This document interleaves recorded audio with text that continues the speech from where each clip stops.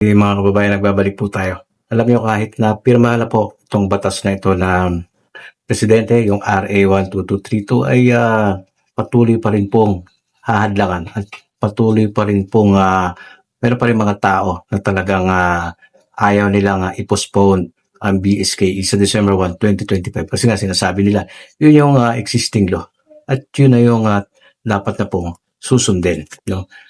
Kung wala naman kasing ginawang bagong batas, siyempre wala na pong magko-question at wala na rin pong magpipetisyon. Ganun pa man, dahil meron na pong bagong pumasok na bagong batas, itong RA 12232 na ito, ayan, at pinirmahan pa po ng presidente, ibig sabihin po nun ay kanyang approve. Sabi niya yes, kasi pinirmahan Kumbaga, siyempre, para sa kanya, okay ang batas na ito kasi pa-priority natin yung election sa October, yung BARM. First time in the history of the Philippines. No? Ganun pa man, alam nyo, merong mga abogado, no? Si Atty. Makalintala ay isang attorney, election lawyer, at meron din namang ibang abogado na sinasabi ng itong RA 12232 na ito, term setting bill, ay constitutional. Kita nyo, sila mismo, mga pare-parehong mga abogado ay nagkakaroon ng kanya-kanyang opinion at interpretasyon dito sa batas na ito. Tayo pa kaya ng mga hindi naman abogado, pero meron tayong rights para magbigay ng malayang pagsasalita. No? Siyempre, kasama yan sa ating karapatan bilang demokrasya ang ating bansa. Kahit sino pwede magsalita. Di ba? Ngayon, binasa ko ulit itong batas na na-focus ako doon talaga sa Section 7 ng batas na ito. Meron talagang ibig sabihin yung Section 7 na ito. No? Kung ating babasahin, ito lang naman, ibabasahin ko, Section 7, no? Separability Clause. Ayan, no? Section 7, Separability Clause. If any portion or provisions of this Act is declared unconstitutional, the remainder of this Act or any provision not affected thereby shall remain in force and effect. Yan. Bibigyan ko po kayo ng isa example para mas maganda. No? Yan. Ano yan mula 1 hanggang 9 na section. Yan. Pero nga sabi ko doon tayo magpo-focus sa Section 7. Ito ang ibig sabihin niya, siguro pinakamagandang example na aking ibibigay sa inyo. Kung halimbawa yung petsa ay hindi pwedeng ipatupad. So, paano mangyayari? Ganito lang mangyayari niyan. Siyempre, tuloy sa December 1. Tuloy sa December 1 ang BSKE. Pero, yung termino ay magiging 4 years na po. 4 years, 3 terms.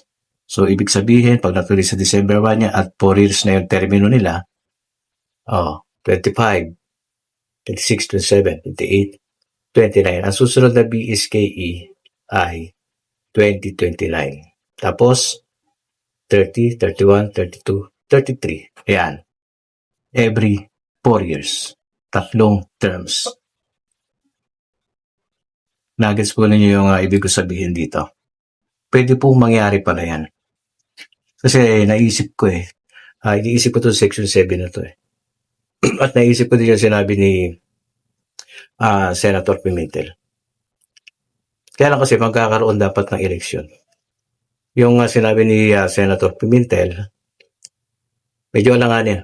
Mukhang mas malapit pa ito sa itutuloy sa December 1. Kapag naituring na unconstitutional yung petsa nitong batas na ito na November 2, 2026. Pwede po. Ayan, Section 7. Yun po ang pagkaintindi ko dyan. The remainder of this Act and provision shall remain in force. Ipatutupad pa rin kung hindi talaga uubra yung petsa na November.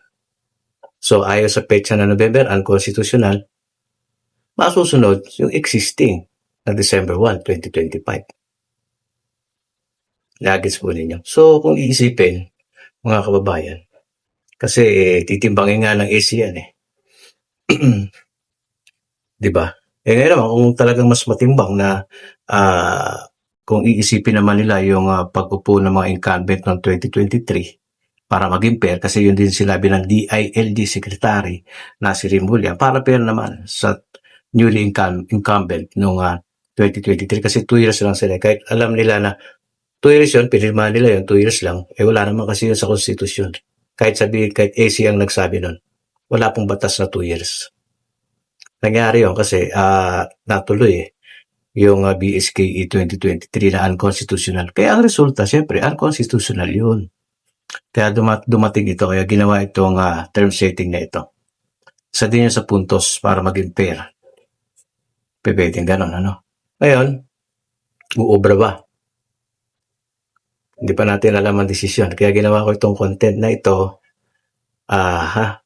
mukhang pwede. Mukhang pwede nang matuloy sa December 1 ang BSKE. Kung ituturing nga na unconstitutional yung PETSA. Malinaw naman, basahin niyo po kung meron po kayong copy dyan. Or meron kayong kakilala na talagang kahit di abogado basta magaling mag-English o paano niya i-interpret yan. Section 7 yan. Sa pagkaintindi ko ay yun po eh. Di ba mga kababayan? So, iwan kayo ng opinion kung sa tingin nyo okay yung ganun. Di ba ako, sabi ko nga, personal kong kagustuhan, sana mag-eleksyon ng December 1. Gusto kong bumoto. May dahilan ako dyan. Di ba? Kung matuloy din sa November 2, okay lang din sa akin. Since nagko-content ako, nagbibigay ako ng forecast para mayroong pag-uusapan. Yun po ang sa amin mga content creator. Para meron tayong topic. Di ba? Hindi ka naman pwedeng gumawa ng topic nang wala kang pag-uusapan. Siyempre meron. Nagigets po ninyo. Siyempre habang tumatakbo yung panahon, nag-iiba-iba ang sitwasyon. Di ba? Yung naisip ko nung una, pwede mangyari yun. At meron ako naisip ngayon. Kasi pag binasa mo yung batas na to, pwede may pagbabago. Di ba? Kasi nandun tayo sa may petitioner eh.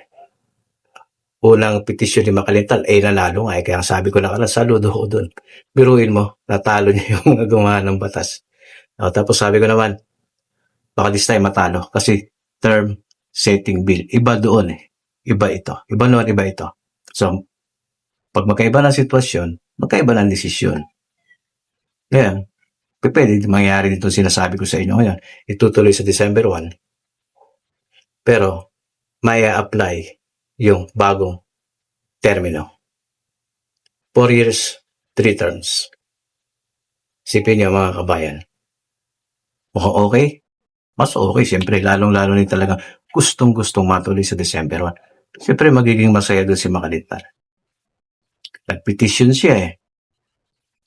Diba? At lalo na kayo, yung talagang gusto nyo matuloy itong December 1. Paano na yung sinasabi ng presidente na pa-priority yung BARM? Siyempre, mawawala yun. Kasi pag tinuring nga ng constitutional ito at mabilis yung pagkakadesisyon, no, isa pa pala yun. Dapat mabilis ang pagkakadesisyon. Bago mag-December, October, dapat at least October, meron ng desisyon na unconstitutional para automatic matutuloy yan. Kumbaga kahit hindi kailangan ng TRO, sinabi ko na yan sa inyo. Kahit hindi kailangan ng TRO. Hindi kailangan humingi ni Atty. Makalintal ng TRO dito. Mabilis ang desisyon lang. Kasi pag sinabi yan na August ngayon, September, no?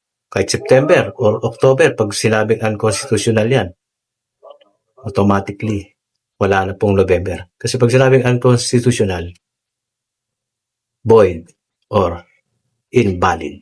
Hindi pwedeng gawin ang batas na yan kasi hindi naaayon sa konstitusyon ng batas. Hindi kailangan ng TRO. Constitution lang, unconstitution lang ang kanilang sabihin dyan. Pero kaya lang ang tanong kasi gaano kabilis ito gagawin? Diba? Gaano kabilis? Siguro kaya naisip ni Makalintal siguro mag-aalanganin maglabas agad ng resulta na unconstitutional. Kaya siguro TRO muna. No, iti-TRO muna. Kung magbibigay ang executive judge ng TRO. Ayan nga, marami nga katanungan. Kumbaga, sabi ko nga sa inyo, abogado sa abogado, nagkakaiba ng opinion. Pareho na pinag-aralan yan. Pero bakit yung kanilang mga interpretasyon ay iiba? Tayo pa kaya na hindi naman abogado. Pero sabi ko nga kanina, pwede magbigay ng opinion. At ngayon, naisip ko sa Section 7, uulitin ko lang ulit. No? Kasi yung ibang nanonood, panonood ng video, sa una, igaganon. Tapos ipo-forward. Nalalaktawan. Kaya dapat pag nanood kayo ng video, mula simula hanggang dulo, tapusin nyo para maiintindihan nyo at alam ninyo ang inyong i-comment. Huwag nyo munang huhusgahan sa thumbnail. Yan thumbnail na yan, pang-akit yan. Pero tingnan muna ninyo lagi yung nilalaman ng buong content. Maiintindihan nyo yan kapag kayo na rin mismo ang gumagawa ng content. Mahaba na. So, mukhang okay yun. Kung lulusot sa Section 7. Diba? Itutuloy sa December 1. Ituring na ang constitutional ang PEDSA. Yung remainder na provision o section, mai-implement pa rin. So, combine. Magko-combine ito. Unconstitutional. Pero yung iba, kailangang ipatupad.